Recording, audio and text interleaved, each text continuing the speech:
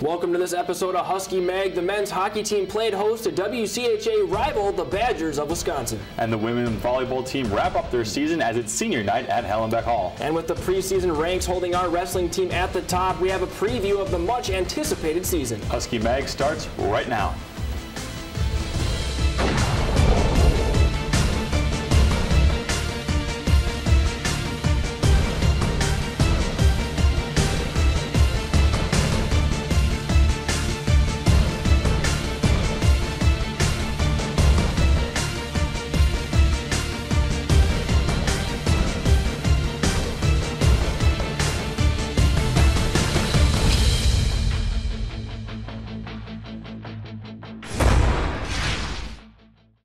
Hello everyone and welcome to a fresh episode of Husky Mag. I'm Alec Osmus. And I'm Alex Swakowski. A busy week for all levels of athletics this week. That it was. Men's and women's hockey teams were both in action. And as the high school football season comes to an end, we caught some local action. That we did, Alex. Let's get started. Nearly 6,000 fans filed into the National Hockey Center Friday night as the Badgers of Wisconsin-Madison came to town. And what a game it was. Let's get right to the highlights. And down to the National Hockey Center is where we will go for the site of Game 1 of this two-game series. Here, 12 and a half left of the first period, Andrew Prochnow gets the Huskies on the board with a one-timer on the power play, assisted by Cam Reed. Still into the first, David Eddy puts the Huskies up by 2, this time from his knees, assisted by Dowd. Quite a shot by David Eddy right there. Just a minute later, the Badgers get on the board with a quick wrist shot that gets by Farringer by Justin Schultz, assisted by Tyler Barnes. Huskies still up 2-1. And there's not much you can do on that one. Just give them one. On to the second period, Corey Thorson takes his shot, and Mitch McMillan there to put the rebound in, giving the Huskies a 3-1 lead. Way to keep fighting by McMillan. Literally 30 seconds later, the Badgers answer, this time from Matt Poppy in front of the net. Nice dish from Mersch. Huskies lead cut in half, 3-2 now. Rounding out the second period, David Eddy strikes again with a one-timer, this time assisted by Jared Fessler, 4-2 at the break. On to the third period, the Huskies weren't done in the third. On the power play, Ben Hanowski puts one in from deep. Cam Reed there, second assist, 5-2 now in favor of the Huskies. Beautiful job by the captain. The puck gets cleared and Nick Dowd on the short-handed breakaway throws in a nice deke here and flips it top shelf, putting the Huskies up 6-2. 3 minutes left in the game. Drew LeBlanc centers one, and Hanowski finds the back of the net for the second time. Huskies win by a final of 7-2. And with the dominating 7-2 win, the Huskies pick up a game in the WCHA and build some momentum for Saturday's game as the Huskies search for their first sweep of the season. That's right, Game 2 Saturday night, and the Huskies pick up where they left off. Packed house once again, and into the first, Wisconsin has it on the far side, centering pass, shoots and in by Justin Schultz, gets the Badgers to strike first, up 1-0. Then Huskies with it, ahead of Nick Thorson, backhand pass to Mitch McMillan, gets by him and into the hands of Andrew Prochnow, who drills it in the net for the tie. Game is at 1 apiece. A nice dish there, good way for the Huskies to find the zone. No doubt about it. In the second we go, Huskies steal the puck. Cam Reed, 2-on-1 down the ice, passes it off to Jared Fessler, who snipes one into the net, gives the Huskies a 2-1 lead. After that, David Eddy off to Nick Jensen, out to Ben Hanowski, who gives it back to Eddy, who throws it in front of the net where Hanowski gets a stick on it and pops it in the goal. Huskies 3-1 at that point. Hey, right place, right time for the captain. Badgers' next possession, a battle in front of the net, knocked around a few times, and on the rebound, Matt Poppy puts it in and trail by 1. 45 seconds remaining. Now Schultz back up top with it, lets it fly. It goes past the goaltender and ties the game up at 3 apiece, and that would send it into overtime. Heading into overtime with a combination of exhaustion and lack of finding the net, the clock reaches 0 and the team skates to a 3-3 tie in overtime, giving the Huskies 3 points on the weekend against the Badgers. With the unfortunate injury to senior captain Drew LeBlanc on Saturday night, the Huskies will have to do some work to make up for his absence. After the game, Husky Productions caught up with sophomore Cam Reed on his thoughts on his teammate's injury. All right, thanks a lot. Yeah, Cam, we just kind of watched that replay. You know, it looked pretty rough there. Did you see what happened on the ice? I think he was in a puck race there, and he just lost an edge right before he hit the boards and twisted his ankle pretty good. So that's a big loss for us. Yeah, it's tough to see. You know, you guys did add a goal here in the second period. You added an assist. You guys, your line has got a lot of points. What was with your line that you guys are, you know, melting so well together? Yeah, I think we've spent the last 4 weekends about together, so I think we've developed some pretty good chemistry. And now to see Drew go down, it's pretty heartbreaking because now it kind of breaks that apart. But you know, I hope he's okay and has a speedy recovery here. Now we're going to take a look at some stats from the weekend's play, starting with Friday's big 7-2 win. 11 points were spread out among the Huskies team. Ben Hanowski and David Eddy each found the back of the net 2 times. The Huskies had 30 shots on goal, while freshman goalie Ryan Farringer picked up his second win, along with his second WCHA win of the season with 22 saves. In Saturday's overtime game, the Huskies' 3 goals came from Andrew Prochnow, Jared Fessler, and Ben Hanowski. With a loss of Drew LeBlanc in the second period, the Huskies had a hard time finding their shot, only putting 27 shots on goal. Freshman goalie Ryan Farringer had himself a solid night, recording 33 saves. To wrap up the men's weekend play, the Huskies picked up 3 out of 4 points. The Huskies now sit at a 4-4-2 record in the WCHA. The Gophers top out the conference with a 6-0 record and look to continue their unbeaten streak as they face the Wisconsin Badgers this weekend. Husky Productions caught up with a few of the freshman goalies for this year's men's hockey team to get their opinion on what it's like being a goalie in Division I hockey. Take a look. Plays it in across the line, going right in, and Lee slides across to make the save. Outstanding. Kind of heard about Mike being injured on Thursday before practice, and kind of had the hunch that I was going to be getting the start. And I think it was Friday morning after our pregame skate that I was going. So I started preparing the night before, but actually hearing the coach say that, it set it in stone. I just wanted to keep making the saves. Holding the guys in the game, I just wanted to give them a chance to win and get that win. And as soon as we got our first goal, I knew that I was going to battle right till the end of the game to keep it that way. And that's how I play every game, just making sure that the guys give them a chance to win. My father was a goaltender, so when I was younger, in the basement, he had his old pads, and I would always put them on, and my older brother, our basement was unfinished, and I'd put them on, and my older brother would shoot pucks at me.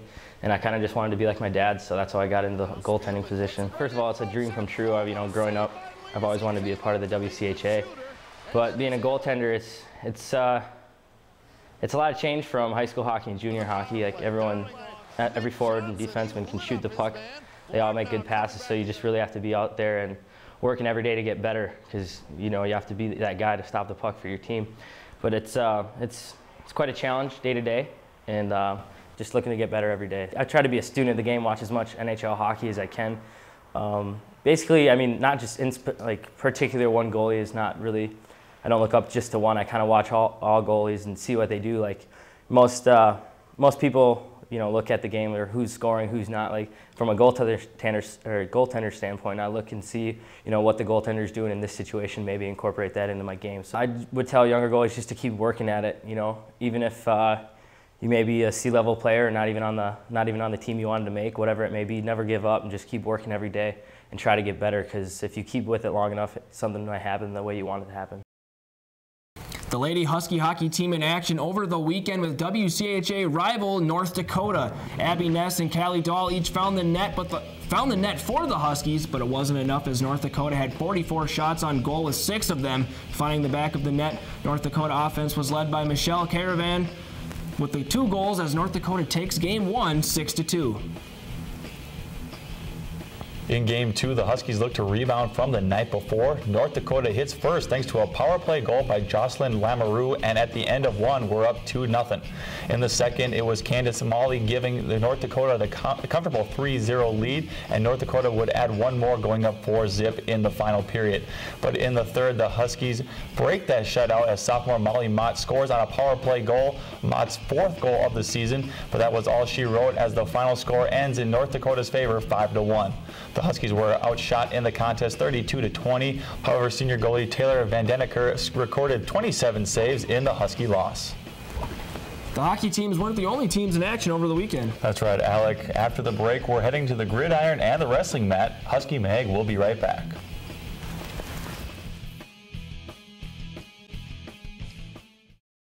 Welcome back. After picking up a huge home win versus UMD, the Husky football team took it to the road this past weekend.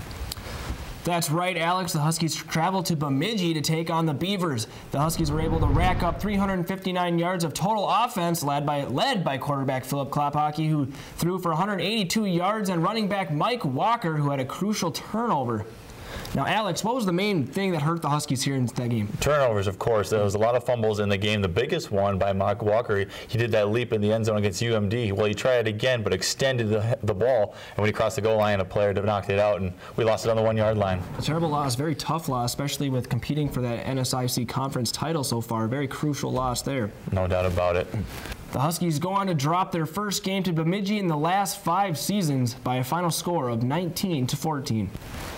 While the Huskies may have ended up on the wrong side of the win column, the big story came in the 4th quarter when junior wide receiver Tyler Allery caught the pass that put him over 1,000 receiving yards in his career.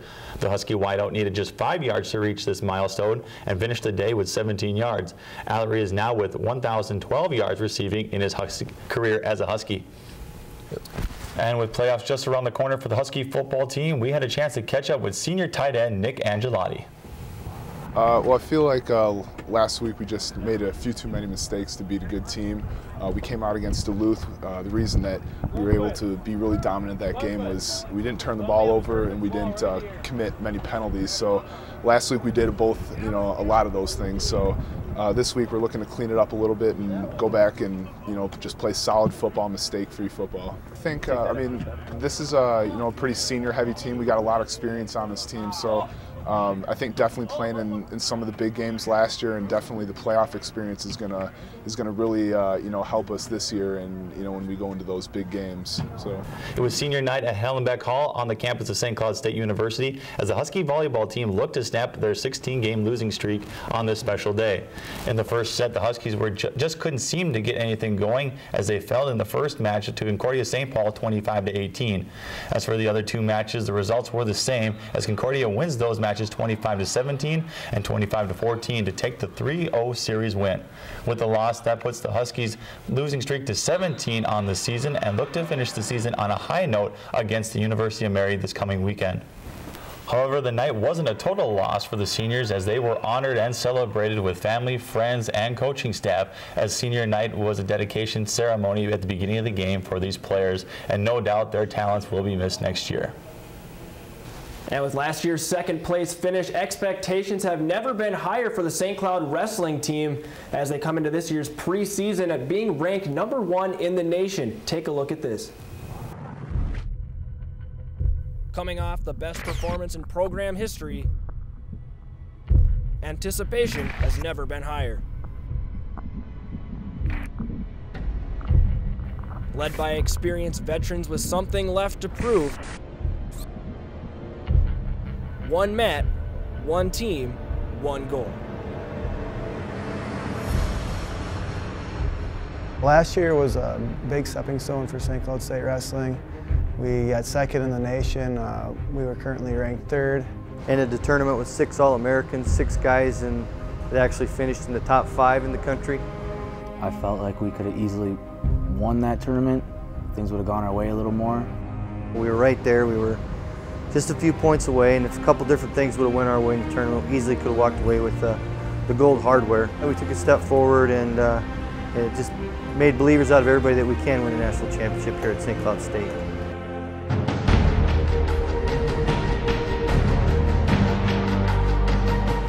Going into the year, yeah, we have a target on our back that we're ranked #1 in the nation.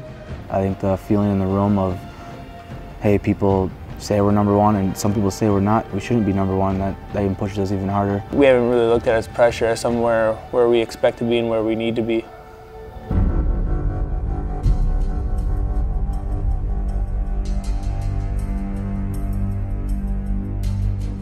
And we're just going to take it week to week and try to keep our guys healthy, try to keep improving week after week. And if that stuff all happens and we're healthy at the end of the year and our guys peak at the right time and our heads are in the right spot, then there's no doubt that we have an opportunity to be right there in the top. I wouldn't say there's any pressure right now. I mean, we're just out to get some matches in, get some wrestling in. Rankings aren't everything. Just go out there and perform. End of the year, it really doesn't matter if you're ranked #1 or not. It's all who shows up at the tournament. So we got a lot of work to do to prove that. My mindset is I just think of all the work I put in, all the dedication that I have towards the sport, and I honestly think that I shouldn't lose a match because I believe in my mind that I've worked harder than my opponent usually. Our motto here at St. Cloud State Wrestling is to develop life champions. So it's not just to be a champion on the mat, it's a champion to be on and off the mat. So our guys are very special. Wrestlers are very special people. There's very few people on the planet that can do what these guys do.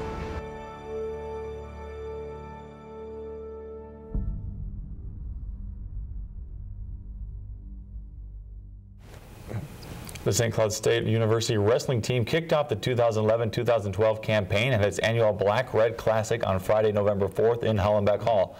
The black team outscored the red team 24-12 in front of a crowd of nearly 200 Husky wrestling fans. Before the match, the Huskies honored two former St. Cloud State University greats, Troy Molitor, class of 1989, and Tom Anderson, class of 2008. Both men served as honorary coaches for the event and received SCSU wrestling plaques for their participation. The St. Cloud State wrestling team is coming off a good showing this past weekend at the Darktronics Open in Brookings, South Dakota. Jacob Conkey, the junior, claimed the title at 285 pounds, and Derek Scala, the senior, earned the 184-pound championship respectfully. Number 1 ranked Tad Merritt lost in the 174-pound weight class to Logan Storley of the University of Minnesota Gophers in the title bout by a score of 9-4. The St. Cloud State swim and dive team athletes and coaches took some time away from their practice in an effort to help raise money for cancer research. Here is their story.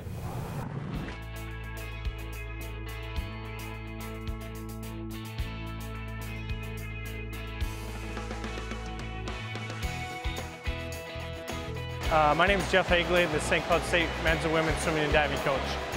Currently what we're doing is we're swimming what's called the Hour of Power.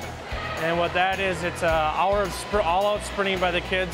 They swim relays and they sprint for the entire hour. And we're doing it in memory of Ted Mullen, who was a swimmer at Carleton College who died of cancer. And what the student athletes did is they brought in donations, and then the money that we raised today will go to the Ted Mullen Cancer Research Fund.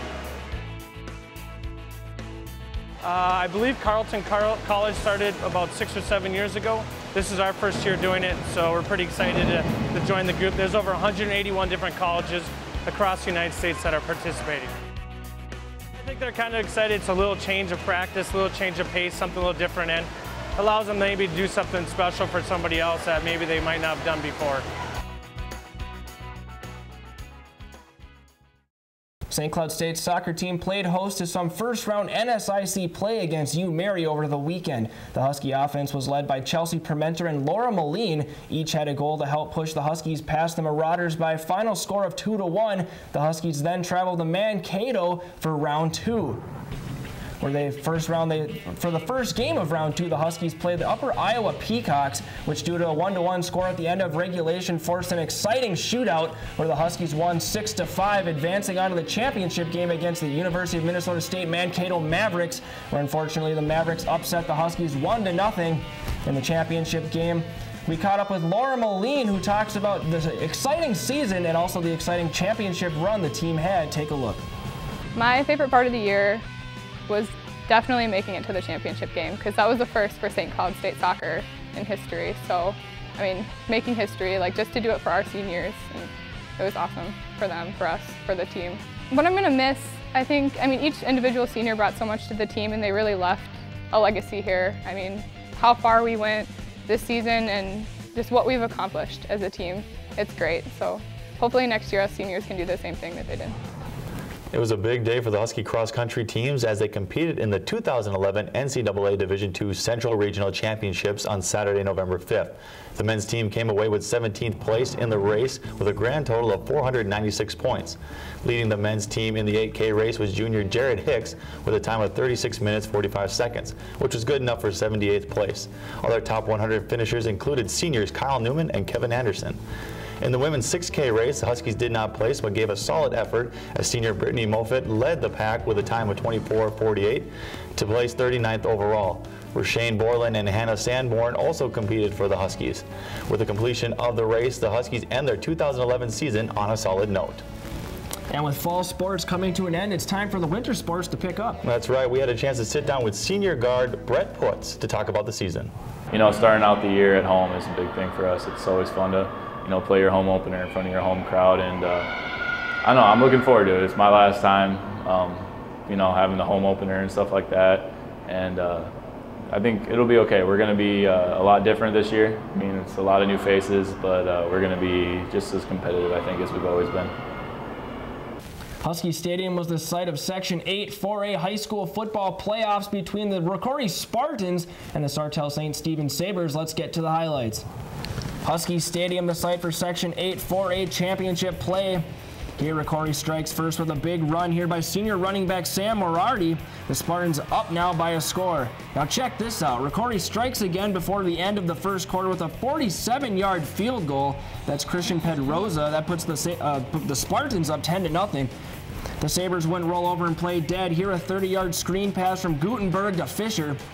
2 plays later, Gutenberger, which is the quarterback, sneaks up the middle, putting the Sabres on the board. 10-6 now the score. Later in the second, Gutenberger gets picked off here by Spartan senior Sean Terrace. And here, Terrace strikes again by catching a 25-yard bomb for Meyer to extend the Spartans' lead. Here's another look at that. Terrace in the end zone. Nice catch. Good for 6. Things falling through for the Sabres here. Gutenberger brought down here in the backfield. A big sack there for the Spartans. Here, Terrace tries to make reservations for 6, but brought down out of bounds 3 yards shy of the end zone. Let's top it off here with a pitch to Morardi to top it off for Rocori, putting the Spartans up by 4 scores as they would go on to win 37-13 and giving the Spartans a bid for the state tournament. With the win, Rocori advances to the Minnesota State High School State Tournament this weekend right here at Husky Stadium. 2 local high school cross-country teams made a huge impact at the Minnesota State High School meet this past weekend. Both the boys and girls teams from St. Cloud Cathedral took home first place in the meet held in Northfield. The boys team was led by sophomore Nick Gobliowski, who placed 3rd, and Colt Windheiser, who placed 7th. They ended with 72 team points, edging out Perham, who had 73. The girls were led by senior Greta Danielson, placing 8th, and freshman Rachel Eichhoff, placing 9th. The Crusaders, who had been to state 16 out of the last 17 seasons, continue their running dominance by bringing home 2 team titles. To see highlights from our show, you can check it out at youtube.com/HuskyMag. Well, that's a wrap for this past week in St. Cloud area sports. That's right, Alec. Coming up is previews with Julia Allen. Stay with us. Thanks, Alec and Alex. I'm Julia Allen here to preview all your upcoming Husky sports for the week. Let's get to it. With the loss of Captain Drew LeBlanc Saturday night, the men's Husky hockey team will have some minor adjusting to do. The team goes on the road to take on Minnesota State Mankato Mavericks November 11th and 12th at the Verizon Wireless Center. The game Friday night will start at 7:37 and Saturday at 7:07. Be sure to catch the game in Mankato on Charter Channel 87 both nights. From a successful start to the men's season to a hopeful outlook on the women's. The Lady Husky hockey team is on a break this weekend, and they hope to do some intense practicing to make up for their 1-10-1 record. The next game for the girls is the weekend of November 18th and 19th on the road versus Niagara. Rounding off our fall sports, the football team is coming off a tough but close loss to Bemidji State last weekend. They will host Minnesota State University Moorhead at the Husky Stadium this Saturday. The Dragons are struggling with a 1-8 record for the season, coming in to face the impressive Huskies. Be sure to catch the game on our own UTVS Channel 21 with coverage starting with a pregame show at 12:30. The women's volleyball team better make some strong wishes this Friday for 11-11-11 to end their 17-game losing streak and round off the season with a hopeful win. The girls face University of Mary November 11th in North Dakota, then travel to South Dakota to face Northern State on Saturday. We wish the girls luck on the road this weekend and are hoping for a win just as much as they are to round off their season and head into playoffs. Keep up on live stats of both games on the SCSU athletic page. The men's basketball team has their home opener game this Sunday against Sioux Falls. The game starts at 4 o'clock at Hollenbeck Hall. Be sure to catch the team on 1010 AM WMIN Radio. From men's to women's finishing off their exhibition season, the women's basketball team are on the road Friday night facing South Dakota State University at 8 o'clock. Looking later into the week, Tuesday the girls travel to North Dakota to face Jamestown College, and that game starts at 7. To see live stats from the game, check out the SCSU Athletics webpage. Moving from the court to the mats, the #1 ranked team in the nation, yes, the SCSU men's wrestling team, will travel to Iowa State University in Ames to compete in the Harold Nicholas Open all day Saturday. The whistles will blow at 9 a.m. and aren't expected to stop until about 8 that night. Tune in next week to Husky Mag to see how the team did.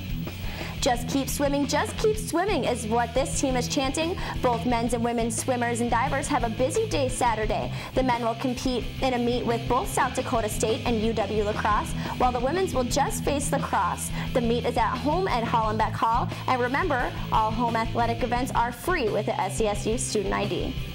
If you ever want to check out and see how your favorite SCSU teams are doing or what's coming up, make sure to visit the official website of SCSU Athletics at www.stcloudstate.edu/athletics. I'm Julia Allen, and thank you for tuning into this week's previews. When we come back, we will have our Blizzard's Best. Stay tuned.